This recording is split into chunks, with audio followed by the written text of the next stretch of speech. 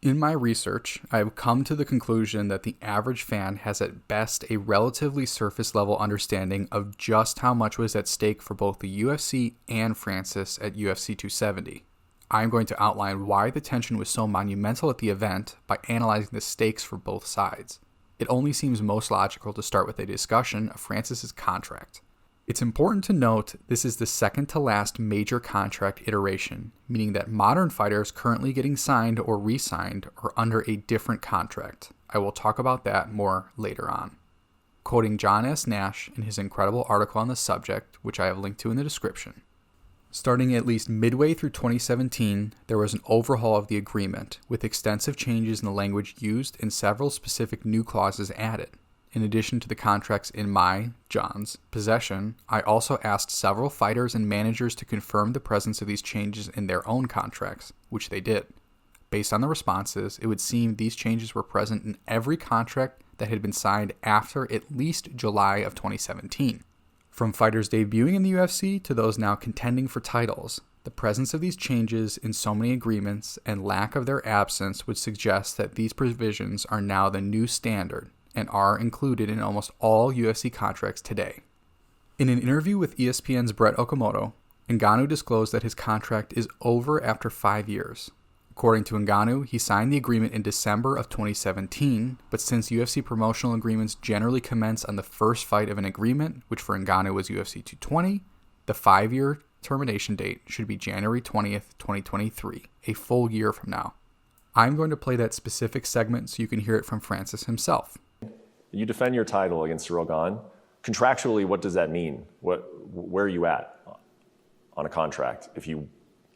When you beat Cyril Gane on January 22nd, what is your contract? Contractually, it's really hard to explain. The UFC contract is very tricky, and they have the string. They can pull the string from anyhow, and that's why you sign a 40-month contract and you find yourself after 4 years still dealing with that, even though you have been active and everything. Contractually, that means I have executed the 8 fights that was on my contract. Mm-hmm. And the championship clause is per what I understand in that contract is optional, because he says if at the end of this contract you're a champion, you're extended for 3 fights or 1 year. Mm-hmm. Or 1 year. So that's all make me think is optional. Okay. So you would be then under contract until January of next year then? No, because the global of the UFC contract, from the beginning to the end, he cannot pass 5 years. You're certain of that? The contract says that, not me. The contract says it is over after 5 years. Yeah. Okay, so you signed it in December of 2017. Yeah. Before Stipe fight. Okay, so you will be done. The contract will be over December of 2022. Quoting John again, starting at some point in 2017, the UFC made several changes to their contracts. Before that, from at least 2011 through 2016. The UFC standard contracts remain remarkably similar to the one disclosed in Eddie Alvarez's suit with Bellator. To see what those were like, Jonathan Snowden provided an excellent breakdown in Bleacher Report. I'm going to link to that article as well in the description. Back to John again. To help me understand the potential impact of these changes, I asked Kurt Emhoff, a sports and entertainment attorney with a long history as a manager of boxers, and Sam Spira, a veteran manager and attorney. One of my first questions for them was if they thought these changes were in response to the antitrust lawsuit. Without a doubt, was Spira's response. Emhoff seemed equally sure. So let's pause here and go to a different section of John's article to contextualize that last part. Quoting John again, "The date of the changes also seems like a giveaway to the possible purpose. The antitrust lawsuit and potential class action filed by Kung Lee, John Fitch, and others covers a period from December 16, 2010 until June 30th, 2017. A second antitrust lawsuit filed by Cajun Johnson and C.B. Dalloway starts up on July 1st, 2017 and continues today. The fact that the UFC made changes around the time, separating the 2 potential class periods, suggests that perhaps they were trying to split the 2 classes and or mitigate damages going forward. Let me interject quick here. When John refers to classes, he is describing the aggrieved individuals in a class action lawsuit. As John and the lawyers he asked tell it, they are confident beyond a reasonable doubt that the contract Francis signed was structured purposefully as a means of reducing the potential liability the UFC could face if they lost the antitrust case and were branded a trust, i.e. a monopoly. Let's move on to 3 specific pieces of the contract that mean the most to our story. First, the Champions Clause. Quoting John, "The Champions Clause is a provision that allows them, the UFC, to extend a fighter's contract by either 3 fights or 1 year if they are a UFC champion at the expiration of their current deal." There was one noticeable change during this period, which was made to the provision commonly called the Champions Clause. This was done right around the filing of the Leave et al. Versus Zuffa LLC complaint. Between 2011 and 2014, the Champions Clause read that it ended on the later of 1 year from the termination date, or 2, the date on which fighter has participated in 3 bouts. But since 2014, it has read that it ended on the earlier of those 2 possibilities. This is a key difference to keep in mind. Let's move on to the so-called Sunset Clause now. All of the recent contracts had language inserted that prevented the UFC from extending the agreement beyond 5 years after the effective date. This 5-year maximum also applied to extensions from the Champions Clause or tolling, at the end of which the agreement would terminate. Every manager or attorney I, John, spoke to interpreted this clause the same way, putting an absolute maximum duration to the contract that even the other clauses in the terms section could not extend past. Very, very important to keep that in mind. Remember when Francis was talking about having his contract extended because he rejected fights? This is what is referred to as tolling in the on-screen quote. Basically, the UFC can make contracts endless by constantly extending a 5-year contract. The Sunset Clause is explicitly to make contracts have a finite end. Now to the last piece of the puzzle, the exclusive negotiating period. The contract still contained the right of the UFC to match any offers received by the fighter over the next 12 months though. Based on the wording of the Sunset Clause, the right to match likely still applies even after the termination of an agreement because of the 5-year maximum duration. So essentially, if a fighter waited out the 5-year term, they would not be immediately able to sign with another promotion. They would need the UFC to not match their deal or to waive the period in order to do so. Nate is of lesser importance to our story, but this is what happened with him. Before we leave this section, I want to quote John's opinion of the contract as a whole. While these changes may not seem like much, they are pretty remarkable considering the history of the UFC.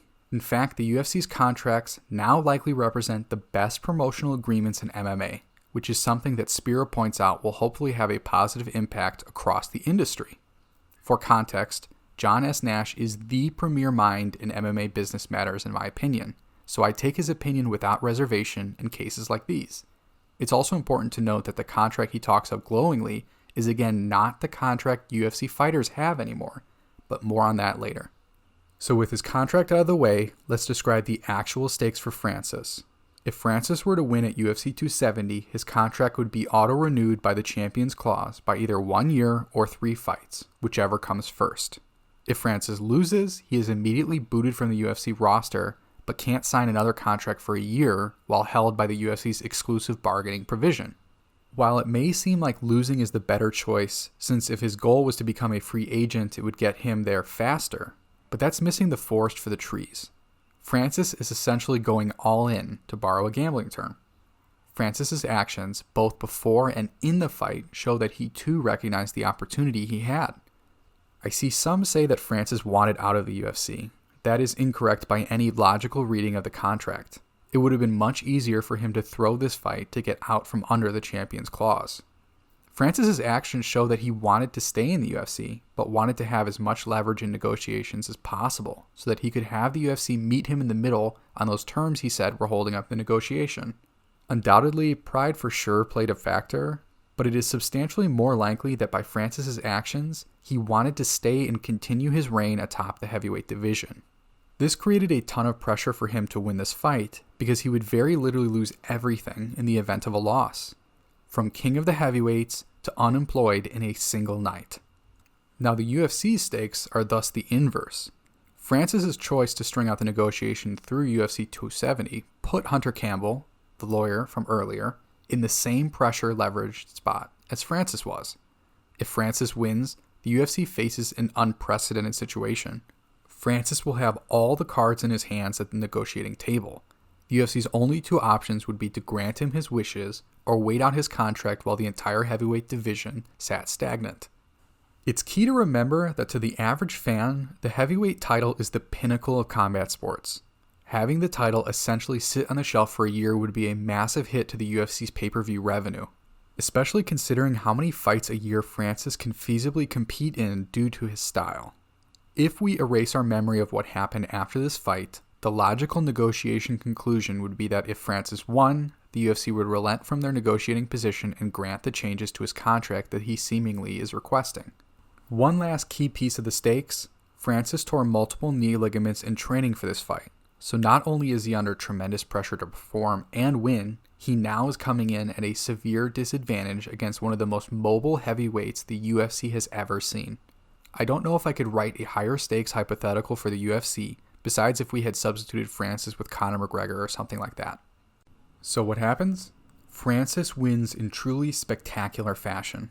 I don't want to take this story off track with a scouting analysis, but suffice to say, that was some incredible developmental work. Mick Maynard puts the belt on Francis, and Dana skips the post-fight press conference. Dana and company recognized that they had lost after going all in themselves, and likely were uninterested in answering 100 questions about the situation, with the wounds still fresh. So, let's talk the aftermath and return to that point from before. The logical choice here is to relent on the contract pieces that Francis is asking to be changed. Instead, the UFC waits out his one-year champs clause and immediately books John Jones for Ciryl Gane for the vacant title the literal day Francis's contract ends. I think the most logical way to finish the timeline aspect of this video is to listen to Francis's free agency interview with Ariel Helwani. I'm going to play key segments that have been widely misinterpreted in my opinion. The last time I had felt this level of dissonance between the media's coverage of versus the most reasonable explanation was the Krause gambling saga. Let's listen to those sections now and discuss what I heard in comparison to what others seem to have taken away from it and why I think my understanding is substantially more likely. So let's hear from Francis exactly what he was asking for that was considered too onerous for the UFC to accept. Now, you mentioned the things that they don't talk about. You mentioned the things that you just couldn't, let go on principle. And I've had a lot of people ask me, like, what exactly are these things that he is referring to? Do you feel comfortable telling us what these things were, the sticking points, the true sticking points that you were fighting for that they didn't want to give up? Well, it was a lot of them. Like what I have learned is that you don't go in the table of a negotiation expecting to have everything that you want, but at least you want your partner, you want the other side to like show a willingness or at least try. So I asked for a lot of things, which doesn't mean I was expecting all those things, but I was expect at least like a few or one, two out of those things. First, I asked for a sponsorship, a right of a sponsorship, which we've been ripped off. We can't have sponsorship. I have for health insurance, couldn't have. I asked for a fighter, fighter advocate, somebody in the board meeting who will advocate for a fighter. I asked for that. I couldn't have those stuff that I asked for, But I just wanted to know that there is something that I do want, and I also want them to take that at least in consideration, And how did the UFC respond? Consider any of those things, any of those kind of off the beaten path? None of them? No. Not a single one? Oh, no. They say no, they don't do business like that. They say, yes, I can pay my health insurance and all that. I'm like, yes, I can pay my health insurance. At this point, health insurance for me is not a problem. But here is where everything gets obscured and twisted, leading to a complete misunderstanding of this entire situation. To be clear, were you asking for these things not only for you, but for everyone? Yeah. I believe this is what caused the collapse in understanding. My read based on watching and rewatching is that Francis misinterpreted the question Ariel asked. Ariel is asking if part of Francis's contract request was to offer health insurance to all fighters. Francis seemingly interpreted it as, did you ask to get health insurance for yourself in order to set a precedent for other fighters? The reason I believe this is the statement Francis gives right after telling Ariel he wanted the UFC to pay for his health insurance. But how about those guys that still at the bottom make 10 plus 10 or lost a fight, make 10? They can really afford that health insurance. And I have been there, so it's something that still I still carry in my heart. What he is saying is that he empathizes with those whose contractual pay is not enough to pay for health insurance premiums. This is what spurs Helwani to ask the question. To be clear, were you asking for these things not only for you, but for everyone? Yeah. This seems to have been widely disseminated as if Francis was asking for health insurance for all as a stipulation of his contract. Legally, that's borderline impossible of an ask for him, so it makes no sense that he would have. I believe my explanation makes substantially more sense in context. The other widely misinterpreted aspect is less rational in my opinion. Francis asked for a fighter advocate on the board to do as the name suggests, advocate for fighters in high-level meetings. Somehow, the greater MMA public has taken this as a contractual demand for a fighter's union. This is not what Francis asked for. He merely asked for a fighter rep at the negotiating table. Look, in the end, I can't just replay this entire interview for you. I am choosing the key moments that have been widely misreported to correct context before moving on. But if you really, really disagree with my take, or if this has spurred you to rethink your take on the situation, please go re-listen to this interview with all the context I have provided in this video. You will see what I see. MMA media writ large has completely missed the point of his discussion with Ariel.